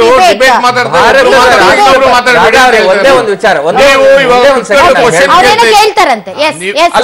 ಒಂದೇ ಒಂದ್ ಸೆಕೆಂಡ್. ಧನಂಜಯ ಸಾಹೇಬ್ರು ಏನ್ ಹೇಳ್ತಾ ಇದ್ದಾರೆ, ಆಂತರಿಕ ವಿಚಾರ ಬಿಜೆಪಿದು ಅಂತ. ಬೇಲೂರ್ ಸಾಹೇಬ್ರು ಹೇಳ್ತಾ ಇದ್ದಾರೆ, ಎಸ್ ಧನಂಜಯ ಅವ್ರು ಹೇಳಿದ್ ಸರಿ, ಅದು ಆಂತರಿಕ. I am baffled. ನನಗೆ ಈ ದೇಶದ ಒಬ್ಬ ನಾಗರಿಕನಾಗಿ ಒಂದು ರಾಷ್ಟ್ರಪತಿ, ಅದು ಕಾಂಗ್ರೆಸ್ಸಿನ ರಾಷ್ಟ್ರಪತಿ ಅಲ್ಲ, ಬಿಜೆಪಿಯ ರಾಷ್ಟ್ರಪತಿ ಅಲ್ಲ, ಇನ್ನೊಂದು ಪಕ್ಷದ ರಾಷ್ಟ್ರಪತಿ ಅಲ್ಲ, ಈ ದೇಶದ ರಾಷ್ಟ್ರಪತಿ. ಈ ದೇಶದ ರಾಷ್ಟ್ರಪತಿಯನ್ನ ಆಯ್ಕೆ ಮಾಡ್ತಕ್ಕಂತಹ ಕೆಲವು ಅವಕಾಶಗಳು BJP as a majority party ಅವ್ರಿಗಿರ್ಬೋದು. ಆದ್ರೆ ಯಾರನ್ನ ನೀವು ಆ ಪಟ್ಟದಲ್ಲಿ ತಗೊಂಡೋಗಿ ಕುಂಡ್ರಿಸ್ತೀರಿ? ಒಬ್ಬ ಯೋಗ್ಯನ ಕುಂಡ್ರಿಸ್ತೀರಾ, ಒಬ್ಬ ಟೇಂಟೆಡ್ ಪರ್ಸನ್ ಕುಂಡ್ರಿಸ್ತೀರಾ, ಒಬ್ಬ ಅಯೋಗ್ಯನ ಕುಂಡ್ರಿಸ್ತೀರಾ, ಒಬ್ಬ ಕ್ರಿಮಿನಲಿ ಹಿಸ್ಟ್ರಿ ಇರುವಂತ ಪರ್ಸನ್ ಕುಂಡ್ರಿಸ್ತೀರಾ? ಈ ದೇಶದ ಶಾಂತಿ ಸೌಹಾರ್ದತೆಗೆ ಭಂಗ ತರಲು ಯತ್ನಿಸಿದಂತ ಒಂದು ಕೇಸ್ನಲ್ಲಿ ಇನ್ವಾಲ್ವ್ ಆಗಿರ್ತಕ್ಕಂಥ ಪರ್ಸನ್ ಅನ್ನು ಕುಂಡ್ರಿಸ್ತಾ ಇದ್ದೀರಾ, ಅಥವಾ ಒಬ್ಬ ಸಿನಿಮಾ ವ್ಯಕ್ತಿಯನ್ನು ಕುಂಡ್ರಿಸ್ತಾ ಇದ್ದೀರಾ? ಇವುಗಳನ್ನ ಒಂದು ಪ್ರಬಲ ವಿರೋಧ ಪಕ್ಷವಾಗಿ ಅಥವಾ ಈ ಒಂದು ಡಿಬೇಟ್ ನಲ್ಲಿ is a right person or not?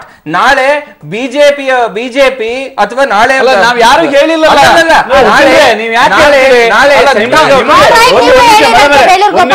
ನಾನು ಬ್ರೇಕ್ ತಗೊಂಡು ವಾಪಸ್ ತಮ್ಮ ಹತ್ರನೇ ಬರ್ತೀನಿ, ತಮಗೆ ಅವಕಾಶ ಕೊಡ್ತೀನಿ. ಉದಾಹರಣೆ ಅಮಿತಾಬ್ ಬಚ್ಚನ್ ಅವರ ಹೆಸರು ಪ್ರಸ್ತಾಪ ಆಗ್ತಾ ಇದೆ. Yes, I will come back.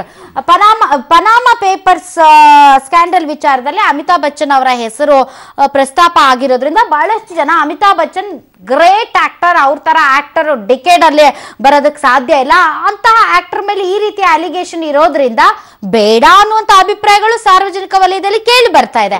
So ಹೀಗಾಗಿ ರಾಷ್ಟ್ರಪತಿ ಆಯ್ಕೆ ವಿಚಾರದಲ್ಲಿ ಸ್ವಲ್ಪ ಸೂಕ್ಷ್ಮತೆಯನ್ನ ಇಟ್ಕೊಳ್ಬೇಕಾಗತ್ತೆ ಅನ್ನೋದು ಶ್ಯಾಮ್ ಸರ್ ಅವರ ಮಾತಿನ ಅರ್ಥ. ಸರ್, ಬಿಜೆಪಿ ಪಕ್ಷದಲ್ಲಿ ಸೀನಿಯರ್ಸ್ ಅನ್ನ ನೆಗ್ಲೆಕ್ಟ್ ಮಾಡಲಾಗ್ತಾ ಇದೆ ಅನ್ನುವಂತಹ ಒಂದು ಮಾತು ಕೇಳಿ ಬರ್ತಾ ಇತ್ತು.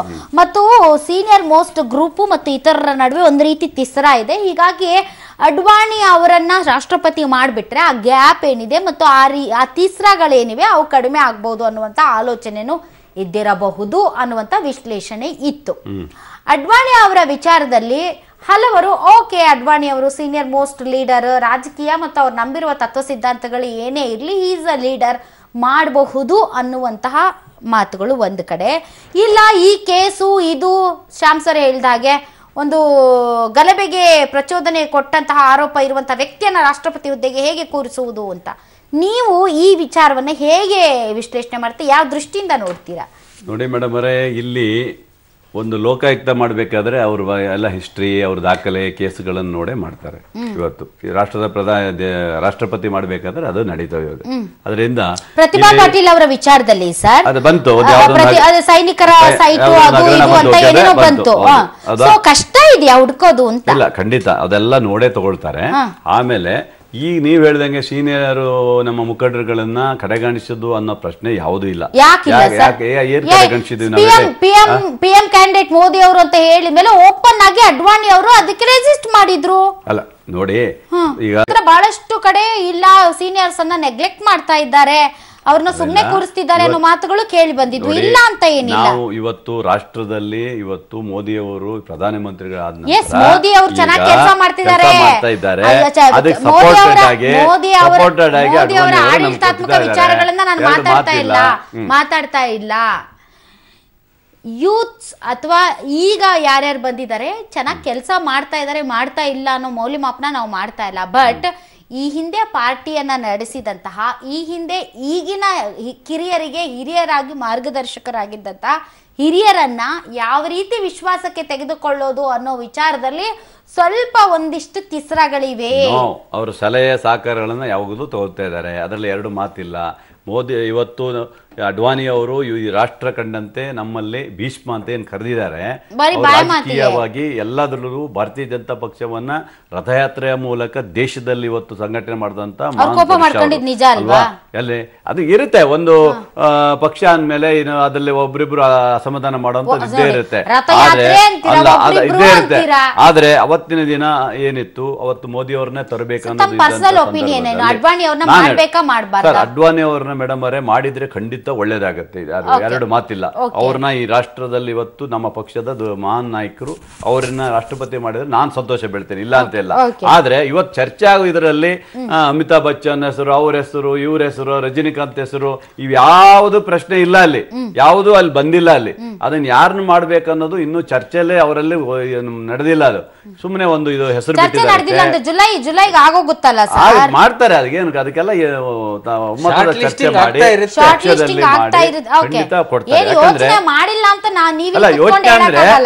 ಯೋಚನೆ ಮಾಡಿದ್ದಾರೆ. ಆದ್ರೆ ಹೆಸರುಗಳು ಬಂದಿದ್ದ ಸುಳ್ಳೋದು. ಅಡ್ವಾಣಿ ಅವರೇ ಹೇಳಿದಾರಲ್ಲ, ನಾನ್ ರಾಷ್ಟ್ರಪತಿ ಆಕಾಂಕ್ಷಿ ಇಲ್ಲ ಅಂತ ಹೇಳಿದ್ದಾರೆ. ಅದರಿಂದ ಆ ಪ್ರಶ್ನೆ ಬರೋದಿಲ್ಲ. ನಮ್ಮ ಪಕ್ಷದಲ್ಲಿ ಯಾವುದೇ ಕೇಂದ್ರದಲ್ಲಿ ಗೊಂದಲಗಳಿಲ್ಲ ಮೇಡಮ್ ಅವರೇ, ಇದು ಮಾತ್ರ ನೆನ್ಪಿಡ್ಕೊಳ್ಳಿ, ಗೊಂದಲಗಳಿಲ್ಲ. ಒಂದು ವೇಳೆ ಸರ್, ಇದು ನಂಗೆ ಗೊತ್ತಿಲ್ಲ, ಒಬ್ಬ ವಿದ್ಯಾರ್ಥಿ ದೆಸೆಯಿಂದ ಕೇಳ್ತಾ ಇದ್ದೀನಿ, ರಾಷ್ಟ್ರಪತಿ ಹುದ್ದೆಯನ್ನ ಅಲಂಕರಿಸಿದ್ದಾರೆ ಅಡ್ವಾಣಿ ಅವರು, ನಾಳೆ ಈ ಕೇಸಲ್ಲಿ ಏನೇ ಆದ್ರೂ ಕೂಡ ಏನಾದ್ರೂ ಇಮ್ಯುನಿಟಿ ಇರುತ್ತಾ ಅವರಿಗೆ? ನೋ ನೋ ನೋ, ಯಾವುದೇ ವಿಧವಾದಂತ ಇಮ್ಯುನಿಟಿ. ಯಾಕೆಂದ್ರೆ ಮತ್ತೆ ನಾಳೆ ಈ ಕೇಸ್ ಏನಾದ್ರೂ ಮತ್ತೆ ಟ್ರಯಲ್ ಓಪನ್ ಆಯ್ತು ಅಂದ್ರೆ ಇವ್ರನ್ನು ಸಹ ದೋಷಮುಕ್ತನ ಡಿಸ್ಚಾರ್ಜ್ ಮಾಡಿ ತಪ್ಪು, ಇವರು ಸಹ ಅದರಲ್ಲಿ ಟ್ರಯಲ್ ಫೇಸ್ ಮಾಡಬೇಕು ಅಂತ ಮಾನ್ಯ ಸರ್ವೋಚ್ಚ ನ್ಯಾಯಾಲಯ ಒಂದು ಡಿಸಿಷನ್ ತಗೊಂಡ್ರೆ, ನೋ ಮ್ಯಾಟರ್ ಅವರು ಹೋಗಿ ಆ ಕೋರ್ಟ್ನಲ್ಲಿ ಇನ್ನ ಅದೆಷ್ಟು ಜನ ಅಕ್ಯೂಸ್ಡ್ಗಳಿದಾರೋ 2 ಕೇಸ್ಗಳಲ್ಲಿ ಅವ್ರ ಜೊತೆಲಿ ನಿಂತ್ಕೊಂಡು he has to face the trial. ಆ ರೀತಿಯ ಒಂದು ಪರಿಸ್ಥಿತಿ ಈಗ ಉದ್ಭವವಾಗಿರೋದ್ರಿಂದ ಅದು ಕೋಇನ್ಸಿಡೆಂಟಲ್ ಆಗಿ ಬಂತೋ ಅಥವಾ ಆಟೋಮೆಟಿಕ್ ಆಗೇ ಬಂತೋ ಅಥವಾ ಈ ಥಿಯರಿ ನಾನು ಒಪ್ಪಲ್ಲ. ಯಾಕೆಂದ್ರೆ 2015 ಸುಪ್ರೀಂ ಕೋರ್ಟ್ ಬಾಗಿಲಿಗೆ ಹೋಯ್ತಿದ್ದು. CBI ಅವತ್ತಿಂದ ಕೇಕಾಗ್ಲಾಕಕ್ಕೆ ಸ್ಟಾರ್ಟ್ ಮಾಡ್ತು. No no no no no no, ಅವ್ರನ್ನ ಮುರಳಿ ಮನೋಹರ್ ಜೋಶಿ ಅವ್ರನ್ನ, ಅಡ್ವಾಣಿ ಅವ್ರನ್ನೆಲ್ಲ ಈ ಕೇಸಿಂದ ಡಿಸ್ಚಾರ್ಜ್ ಮಾಡಿರೋ ತಪ್ಪು ತಪ್ಪು ತಪ್ಪು ಅಂತ. Who cried this? CBI. Who was CBI? CBI is nothing but none other than the child of the central government. ನಿಮಗೆ LK ಅಡ್ವಾಣಿ ಆದಂತಹ ಭೀಷ್ಮನ ಸ್ಥಾನದಲ್ಲಿರ್ತಕ್ಕಂಥ ಒಬ್ಬ ಲೀಡರ್ಗೆ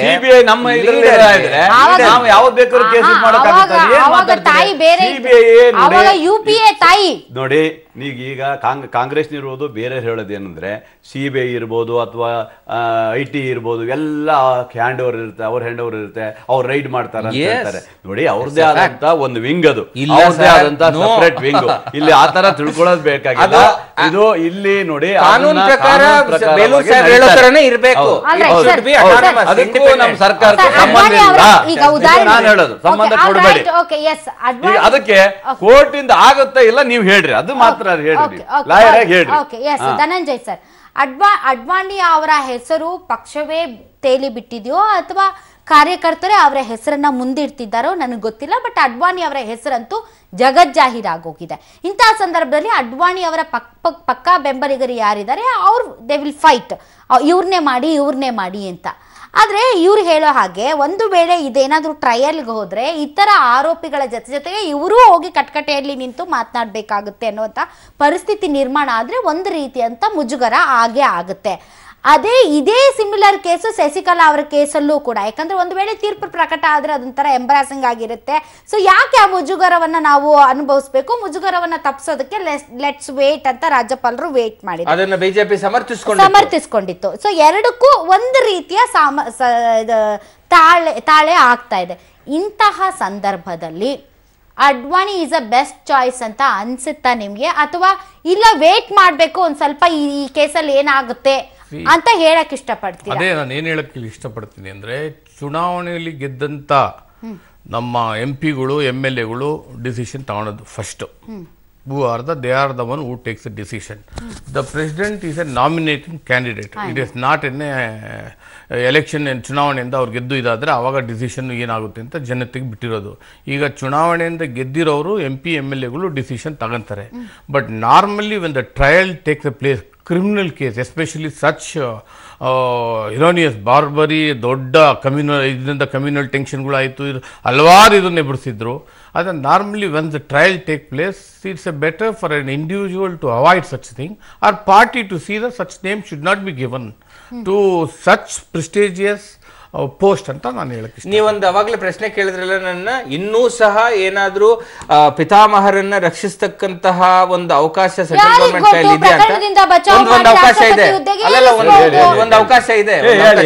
ನಾಳೆ ಗುರುವಾರ ಏನಾದ್ರೂ ಮಾನ್ಯ ಸರ್ವೋಚ್ಚ ನ್ಯಾಯಾಲಯ ತೀರ್ಪು ಕೊಟ್ಬಿಡ್ತು, ಇಲ್ಲ ಅವರು ಟ್ರಯಲ್ ಫೇಸ್ ಮಾಡ್ಬೇಕು ಅಂತ ಅಂತ ತೀರ್ಪು ಕೊಟ್ಬಿಡ್ತು ಅಂತ ಅನ್ಕೊಳ್ಳೋಣ. ಸುಪ್ರೀಂ ಕೋರ್ಟ್ನ ಇಬ್ಬರು ನ್ಯಾಯಾಧೀಶರ ಪೀಠ ಜಡ್ಜ್ಮೆಂಟ್ ಕೊಟ್ಟಾದ್ಮೇಲೆ ಅದು ಫೈನಲ್ ಆದರೆ ಅದನ್ನ ರಿವ್ಯೂ ಕೇಳ್ಬೋದು. ಆ ರಿವ್ಯೂ ಏನಾದರೂ ಆ ಪೀಠ ಡಿಸ್ಮಿಸ್ ಮಾಡಿದ್ರೆ ಕ್ಯುರೇಟಿವ್ ಪಿಟಿಷನ್ ಅಂತ ಒಂದಿದೆ, ಅದು ಹಾಕಿ ಇಲ್ಲ 2001 ಇಸ್ವಿನಲ್ಲಿ ರಾಯ್ಬರೇಲಿಯ ಕೋರ್ಟ್ ಇವ್ರಿಗೆ ಕಾನ್ಸ್ಪಿರಸಿನಲ್ಲಿ ಇವ್ರು ಭಾಗಸ್ಥರಲ್ಲ ಅಂತ ಹೇಳಿದ್ದನ್ನ ಅಲಹಾಬಾದ್ ಹೈಕೋರ್ಟ್ ಎತ್ತಿಡ್ದಿದೆ. ಕನ್ಕರೆಂಟ್ ಫೈಂಡಿಂಗ್ಸ್ ಇದೆ, ಟೆಕ್ನಿಕಲ್ ರೀಸನ್ಸ್ ಏನೇ ಇರ್ಬೋದು. ಇವತ್ತು ಮತ್ತೆ you cannot push them back to face a trial for conspiracy ಇಲ್ಲದೆ ಇದ್ದಿದ್ರು ಸಹ ಕರಸೇವಕರು ಅವತ್ತಿನ ದಿವಸ ಕೆಲಸ ಮಾಡ್ತಾನೆ ಇದ್ರು. ಹಾಗಾಗಿ LK ಅಡ್ವಾಣಿ ಮತ್ತು ಇತರ ನಾಯಕರನ್ನ ಕೈ ಬಿಟ್ಟು ಏನು ಆದೇಶ ಮಾಡಿತ್ತೋ ಅದು ಸರಿ ಇದೆ, ಇವತ್ತು ಮತ್ತೆ ಅದನ್ನ ಮಾನ್ಯ ಸುಪ್ರೀಂ ಕೋರ್ಟ್ ನವೀಕರಣ ಮಾಡಿದ್ ಸರಿ ಇಲ್ಲ ಅಂತ ಒಂದು ವಾದ ಬಂದಾಗ central government can say yes it may B correct ಅಂತ ಎಲ್ಲಿ ಹೇಳುತ್ತೆ ಅಂತ ಹೇಳ್ತಕ್ಕಂಥ ಸಾಧ್ಯತೆಗಳಿದ್ರೆ, ಹೇಳ್ತಕ್ಕಂಥ ಸಾಧ್ಯತೆಗಳು ಬಂದ್ರೆ ಎಸ್ ನೀವು ಹೇಳ್ದಾಗೆ ಪಿತಾಮಹನನ್ನ ರಕ್ಷಿಸಿಕೊಳ್ಳಿಕ್ಕೆ ಇರ್ತಕ್ಕಂತಹ ಕೊನೆಯ ಅಸ್ತ್ರ. ಇಲ್ಲ ಅಂದ್ರೆ ಈ supreme court says tomorrow you should go and face trial, he loses his opportunity of becoming president forever. Okay, ಈಗ ನಾವು ಕೋರ್ಟಲ್ಲಿ ಏನಾಗುತ್ತೆ ಏನು ಅನ್ನೋದ್ರ ಬಗ್ಗೆ ನಾವು ಇಲ್ಲಿ ಚರ್ಚೆ ಮಾಡ್ತಾ ಇಲ್ಲ. ಆದ್ರೆ ಇಲ್ಲಿಯವರೆಗೆ ನಡೆದಿರುವಂತ ಈ ಕೇಸಲ್ಲಿ ನಡೆದಿರುವಂತ ಮೊನ್ನೆ ನಡೆದಿರುವಂತ ಬೆಳವಣಿಗೆಗಳನ್ನ ಇಟ್ಕೊಂಡು ಮಾತಾಡ್ತಾ ಇದ್ದೀವಿ. ಒಂದು ವೇಳೆ ನೋಡಿದಾಗ ಈ ವಿಷಯಗಳೆಲ್ಲ ಮತ್ತೆ ಗರಿಗೆದರದೆ ಹೋಗಿದ್ದಿದ್ರೆ ಅಡ್ವಾಣಿ ಅವರ ವಿಚಾರಕ್ಕೆ ಯಾರು ಕೂಡ ಅಷ್ಟೊಂದು ವಿರೋಧವನ್ನು ಅಥವಾ ಅಷ್ಟೊಂದು ವಾದಕ್ಕೂ ಕೂಡ ಇದು ಎಡೆ ಆಗ್ತಾ ಇರಲಿಲ್ಲ. ಬಟ್ ಈಗ ಈ ಕೇಸ್ ವಿಚಾರದಲ್ಲಿ ಸ್ವಲ್ಪ ಅಲ್ಲಿ ಇಲ್ಲಿ ನಕಾರಗಳು ಚಕಾರಗಳು ಹೇಳ್ತಾ ಇರೋದ್ರಿಂದ ಈಗ ಇದು ವಿವಾದ ಆಗಿದೆ. ಅಲ್ಲ, ವಿವಾದ ಏನಿಲ್ಲ, ಹೆಸರನ್ನ ಬಿಟ್ಟಿರೋದೇ ಅಲ್ಲಿ. ಯಾರು ಬಿಟ್ಟಿರೋದು ಹಾಗಾದ್ರೆ? ಕಾಂಗ್ರೆಸ್ನವ್ರು ಬಿಟ್ಟಿರೋದು. ಕಾಂಗ್ರೆಸ್ನವ್ರು ಬಿಟ್ಟಿರೋದು ಚರ್ಚೆ ಆಗಿದೆ. ಸಾರಿ, ಹಂಗಾದ್ರೆ ಅಡ್ವಾಣಿ ಅವರು ಆಗ್ಬಾರ್ದು ಅಂತ ತಮ್ಮ ಪಕ್ಷದಲ್ಲೇ ಇದೆ ಅನ್ನಿ.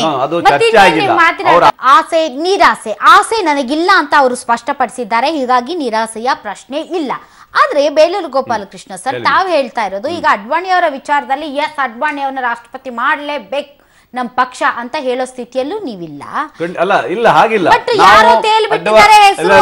ಅಡ್ವಾಣಿ ಅವ್ರನ್ನ ಈ ದೇಶದ ರಾಷ್ಟ್ರಪತಿ ಮಾಡ್ಲಿಕ್ಕೆ ನಮ್ಗೆ ಒಪ್ಪಿಗೆ ಇದೆ ಅಂತ ಒಬ್ಬ ನಾಯಕರಾಗಾದ್ರೆ ಸಂತೋಷ ಇಲ್ಲ ಅಂತಿಲ್ಲ.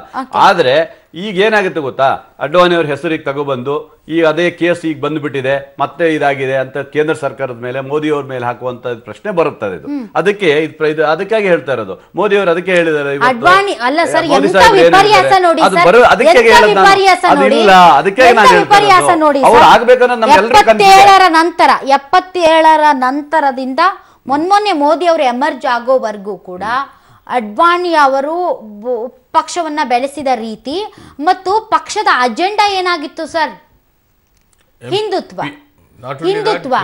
ಸೊ ಅಡ್ವಾಣಿ ಅವರು ಮಾಡಿದಂತ ರಥಯಾತ್ರೆಯನ್ನ ತಾವು ಮಾತನಾಡ್ತೀರಾ, ಅಡ್ವಾಣಿ ಅವರು ಹಿಡಿದಂತಹ ಅಜೆಂಡಾದಿಂದ ಪಕ್ಷಕ್ಕಾದಂತಹ ಲಾಭದ ಬಗ್ಗೆ ಅಪ್ರಿಶಿಯೇಟ್ ಮಾಡ್ತೀರಾ? ಯಾವ ವಿಚಾರಕ್ಕೆ ಅವರು ಯಾವ ವಿಚಾರವನ್ನ ಮುಂದಿಟ್ಟುಕೊಂಡು ಅವರು ಫೈಟ್ ಮಾಡಿದ್ರು, ಆ ಫೈಟ್ ಈಗ ಕೇಸ್ ಆಗಿ ಪರಿವರ್ತನೆ ಆದಂತಹ ಸಂದರ್ಭದಲ್ಲಿ ಅದಕ್ಕೂ ನಮಗೂ ಸಂಬಂಧ ಇಲ್ಲ, ಆ ಕೇಸು ನಮಗೂ ಸಂಬಂಧನೇ ಇಲ್ಲ, ಅವ್ರಿಗೂ ನಮಗೂ ಸಂಬಂಧನೇ ಇಲ್ಲ.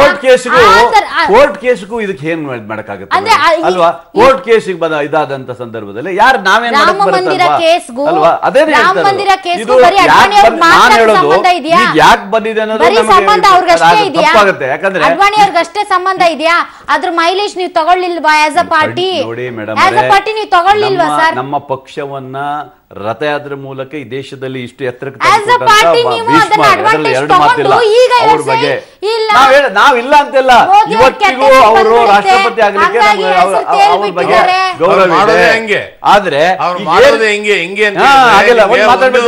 ಹೇಳ್ತೀನಿ ಕೇಳಿ, ನಮ್ಮ ಮಾಜಿ ಮುಖ್ಯಮಂತ್ರಿಗಳನ್ನ ಇವಾಗ ಅವರು ಭ್ರಷ್ಟರು ಅಂತ ಹೇಳ್ಬಿಟ್ಟು ಜೈಲ್ಗೆ ಹೋದ್ರು, ಜೈಲಿಂದ ಕರ್ಕೊಂಡ್ಬಂದು ನಿಮ್ಮನ್ನ ಇವಾಗ ಸಿಎಂ ಮಾಡಿಸ್ತೀವಿ ನೆಕ್ಸ್ಟ್ ಎಲೆಕ್ಷನ್ ಏನೋ ವಿನ್ ಆದ್ರೆ ಅಂತ. ಬಟ್ ಅವರು 75 ವರ್ಷ ಆಗಿದೆ, ಈಗ ಇವ್ರಿಗೂ ಅದೇನೆ.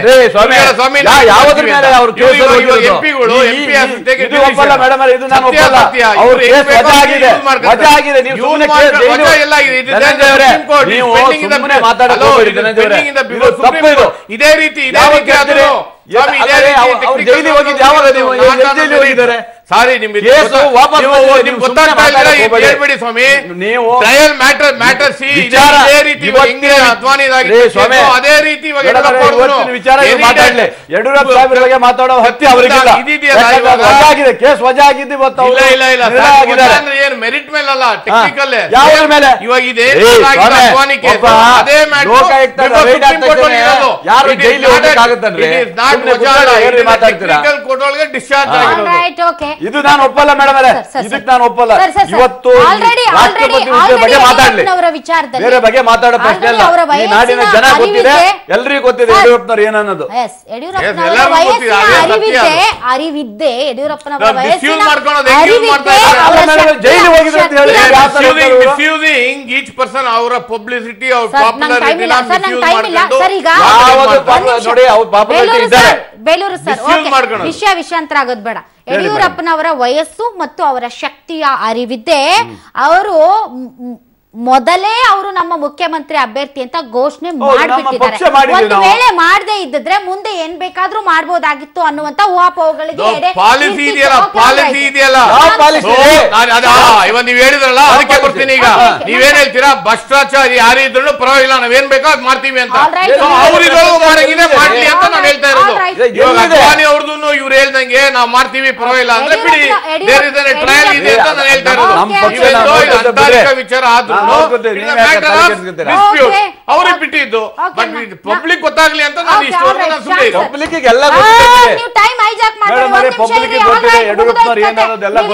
ಮಾಡ್ಬೇಡಿ. ನಾವು ಯಡಿಯೂರಪ್ಪನವ್ರ ಬಗ್ಗೆ ಮಾತಾಡ್ತಾ ಇಲ್ಲ. ಶ್ಯಾಮ್ ಸರ್, ಈಗ ಬಿಜೆಪಿ ನಾಯಕರಿಗೆ ಒಂಥರ ಬಿಸಿ ತುಪ್ಪ ನುಂಗಕ್ಕಾಗಲ್ಲ, ಉಗುಳಕ್ಕಾಗಲ್ಲ ಅನ್ನೋ ರೀತಿ ಮಾತನಾಡ್ತಾರೆ. ಅದು ಉದಾಹರಣೆ ಅಷ್ಟೇ. ಬೇಲೂರು ಗೋಪಾಲಕೃಷ್ಣ ಅವರು ಅಡ್ವಾಣಿ ಅವರ ಹೆಸರನ್ನ ಅವ್ರಿಗೆ ಪಕ್ಕ 100% ಅವ್ರು ಆಗ್ಬೇಕು, ಅವ್ರಿಗೆ ಯೋಗ್ಯತೆ ಇದೆ, ಈಸ್ ಅವರ್ ಲೀಡರ್ ಅಂತಾರೆ. ಇನ್ನೊಂದು ಕಡೆ ಹೇಳ್ತಾರೆ ಇಲ್ಲ, ಅಡ್ವಾಣಿ ಅವರ ಹೆಸರನ್ನ ತೇಲಿ ಬಿಟ್ಟು ಒಂದು ವೇಳೆ ಅವರನ್ನ ರಾಷ್ಟ್ರಪತಿ ಮಾಡಿದ್ರೆ ಮುಂದಿನ ದಿನಗಳಲ್ಲಿ ಈ ಕೇಸ್ಗಳನ್ನ ತೋರಿಸಿ ಮೋದಿ ಅವರಿಗೆ ಮುಜುಗರ ತರುವಂತ ಪ್ರಯತ್ನ ಮಾಡ್ತಿದ್ದಾರೆ ಅಂತ ಎರಡೂ ಅವರೇ ಹೇಳ್ತಾರೆ. ಹಾಗಾದ್ರೆ ಈ ಪ್ರಕರಣ ಪರ್ಟಿಕ್ಯುಲರ್ಲಿ ಈ ಕೇಸಲ್ಲಿ ಅಡ್ವಾಣಿ ಅವರು ಏನು ಆರೋಪವನ್ನು ಎದುರಿಸ್ತಾ ಇದ್ದಾರೆ, ಅದರಿಂದ ಯಾರಿಗೂ ಲಾಭನೇ ಆಗಿಲ್ವಾ? ಆಸ್ ಅ ಬಿಜೆಪಿ ಪಾರ್ಟಿಗೂ ಲಾಭ ಆಗಿಲ್ವಾ? ಬ್ಯೂಟಿಫುಲ್ ಕ್ವಶನ್ ಕೇಳಿದ್ರಿ. ನನ್ನನ್ನು ಕೇಳಿದ್ರೆ ಕೇಂದ್ರ ಸರ್ಕಾರ, ಬಿಜೆಪಿಯ ಕೇಂದ್ರ ಸರ್ಕಾರ ಇವತ್ತಿನ ದಿವಸ ಈವನ್ ಓಪನ್ ಆಗಿ ಅಡ್ವಾಣಿರವ್ರನ್ನ ಸಮರ್ಥಿಸ್ಕೊಂಡ್ರು ಸಹ ತಪ್ಪಿಲ್ಲ. ಯಾಕೆಂದ್ರೆ they have eaten the fruits of his one of the Rama ಮಂದಿರ ಕಟ್ತೀವಿ ಅಂತಕ್ಕಂಥದ್ದು. ಹಾಗಾಗಿ ಅಡ್ವಾಣಿರವ್ರನ್ನ ಸಮರ್ಥಿಸ್ಕೊಂಡ್ರು ಸಹ ಯಾರು ಮಾಡದೇ ಇರ್ತಕ್ಕಂಥ ಕೆಲಸ ಏನು ಅವ್ರು ಮಾಡಲ್ಲ. ಯಾರು ಮಾಡದೇ ಇರ್ತಕ್ಕಂಥ ಕೆಲಸನ ಏನ್ರಿ ಒಬ್ಬ ಕೇಂದ್ರ ಸರ್ಕಾರ ಆಗಿ ಒಬ್ಬ ಕ್ರಿಮಿನಲ್ ವ್ಯಕ್ತಿನ ಸಮರ್ಥಿಸ್ಕೋತಾ ಇದೀವಿ ಅಂತ ಅಡ್ವಾಣಿ ಅವ್ರನ್ನ ಈ ಕೇಸಿನ ಹಿನ್ನೆಲೆಯಲ್ಲಿ ಒಬ್ಬ ಕ್ರಿಮಿನಲ್ ಅಂತ ಯಾರೂ ನೋಡಲ್ಲ. ಕಾನೂನು ದೃಷ್ಟಿಯಲ್ಲಿ ಕಾನೂನು ಹೇಗೆ ಹಾಗಾಗಿ ಕೇಂದ್ರ ಸರ್ಕಾರ ಬೈ ಆಲ್ ಮೀನ್ಸ್ ಅಡ್ವಾಣಿ ಅವ್ರನ್ನ CBI-ನವ್ರನ್ನ ಸುಮ್ಮನೆ ಇರಿಸೋ ಅಥವಾ CBI-ನವ್ರನ್ನ ನೀವೇನು ಮಾತಾಡಬೇಡಿ ಅಂತ ಹೇಳೋ ಸಮರ್ಥಿಸ್ಕೋಬಹುದಾಗಿತ್ತು. ಇವತ್ತಿನ ದಿವಸ ಅದಾಗಿಲ್ಲ. ಹಾಗಾಗಿ ಮಾನ್ಯ ನ್ಯಾಯಾಲಯದ ಅಂಗಳಕ್ಕೆ ಇದು ಬಂದಾದ ಮೇಲೆ ಮಾನ್ಯ ನ್ಯಾಯಾಲಯಕ್ಕೆ ಅದು ಬಿಜೆಪಿ, ಕಾಂಗ್ರೆಸ್, ಅಡ್ವಾಣಿ, ಇನ್ನೂ ದೊಡ್ಡವರು ಚಿಕ್ಕವರು ಏನು ಇರಲ್ಲ. ಮಾನ್ಯ ನ್ಯಾಯಾಲಯ ಅದರ ಕೆಲಸವನ್ನ ಮಾಡ್ತಾ ಇದೆ. It is a criminal case. Someone has to face something ಅಂದ್ರೆ he has to face. Thank you very much. ತಾವೆಲ್ಲರೂ ಎಷ್ಟೊತ್ತು ಕಾರ್ಯಕ್ರಮದಲ್ಲಿ ಭಾಗವಹಿಸಿದ್ರಿ. ನೋಡಿದ್ರಲ್ಲ ವೀಕ್ಷಕರೇ, ರಾಜಕೀಯ ಅನ್ನೋದೇ ಹಾಗೆ. ಅಧಿಕಾರ ಯಾವಾಗ ಸಿಗುತ್ತೆ, ಯಾವಾಗ ಕಳೆದುಕೊಳ್ತಾರೆ ಅನ್ನೋದು ಕ್ಷಣ ಮಾತ್ರದಲ್ಲಿ ನಡೆದು ಹೋಗೇ ಬಿಡುತ್ತೆ. ಇದು ಇದರಿಂದ ವಿಶೇಷ ನ್ಯೂಸ್ ಅಂದ್ರೆ ಪಬ್ಲಿಕ್ ಟಿವಿ.